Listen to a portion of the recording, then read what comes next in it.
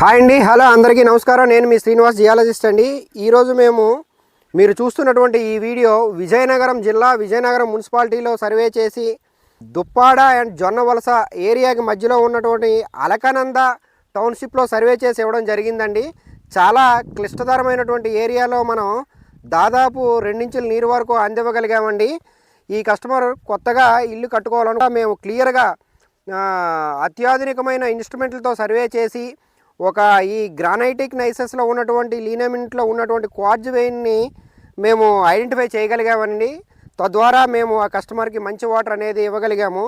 ఈ చుట్టుపక్కల ప్రాంతంలో దాదాపు 2-3 బోర్ల వరకు ఫెయిల్ అయ్యాయి.